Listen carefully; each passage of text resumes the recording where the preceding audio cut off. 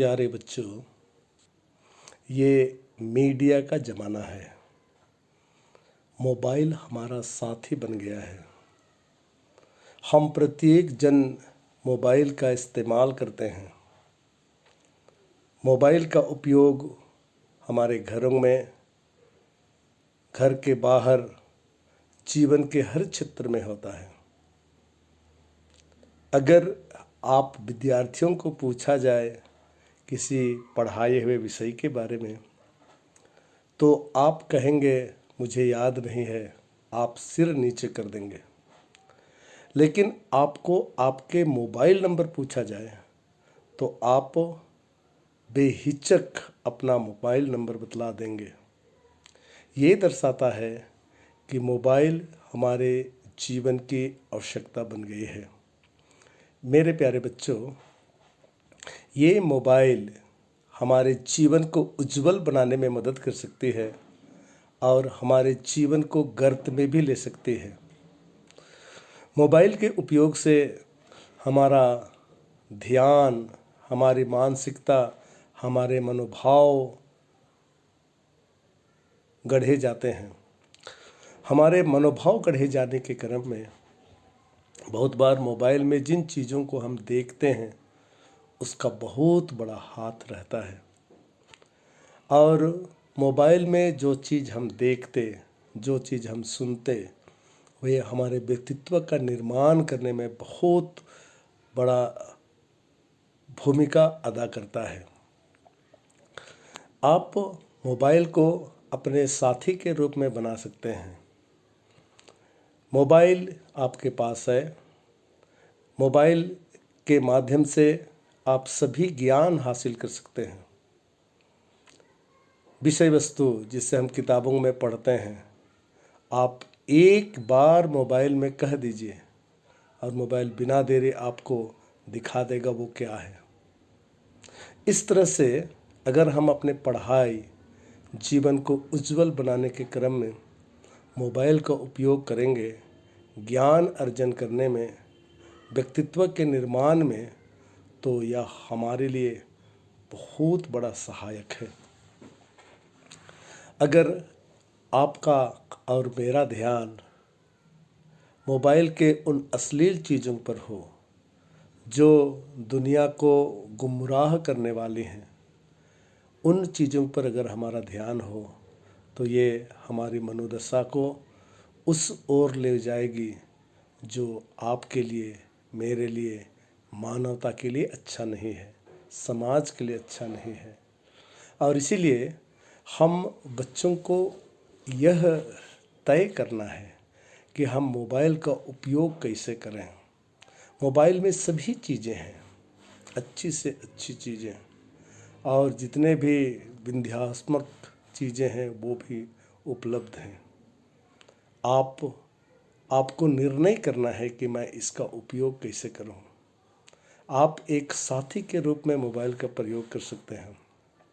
जब भी आप मोबाइल का उपयोग करेंगे, आप एक कलम और कॉपी लें। आपकी परीक्षा नज़दीक है, आपको जिस किसी भी विषय के बारे में जानकारी लेना हो, आप उन विषयों को आप मोबाइल में ढूंढें। बिना देरी आपको उन चीज़ों के बारे में जानकारी उपलब्ध हो जाएगी। इसीलिए पहली चीज़ कि आप पढ़ाई में मोबाइल का सही इस्तेमाल करें, उससे नोट कर लें और उससे सीख लें। भूल गए, फिर आपके पास मोबाइल है, आप वहाँ ढूंढ सकते हैं और जान सकते हैं, अपने ज्ञान को बढ़ा सकते हैं। ये समय यानी विद्यार्थी का समय बहुत महत्वपूर्ण समय है। आने वाले दिनों में जो भी चुनौतियाँ आएंगी उसके लिए अपने आप को तैयार करने का समय है। और इस तैयारी के क्रम में मोबाइल हमारा बहुत बड़ा साथी हो सकता है अगर हम उसका सही उपयोग करेंगे। और यदि हम मोबाइल का सही उपयोग नहीं करेंगे तो आने वाले दिनों में जो तैयारियां हमारे हैं उसमें बहुत बड़ी बाधा उत्पन्न कर सकता है। हमारा मनोभाव बिगड़ जाएगा, हमारे चिंतन की दिशा बदल जाएगी और हमारा मन बहुत सारी बुराइयों में उलझ जाएगा। ध्यान रहे, मोबाइल के जो चीज़ें, जो मोबाइल में आने वाली वे चीज़ें जो हमें हमारे शरीर के लिए अच्छी लगती हैं, सुनने में अच्छी लगती हैं, वो हमारे भविष्य जीवन के लिए अच्छी नहीं हो सकते।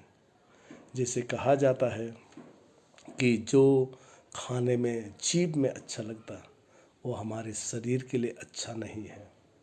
उसी तरह से जिन चीज़ों को हम सुन करके हम आनंदित होते हैं, जिन चीज़ों को हम सुन करके हमारा मन थोड़ी देरी के लिए शरीर में उत्तेजना पैदा करते हैं, वे चीज़ें हमारे भावी जीवन के लिए अच्छा नहीं है।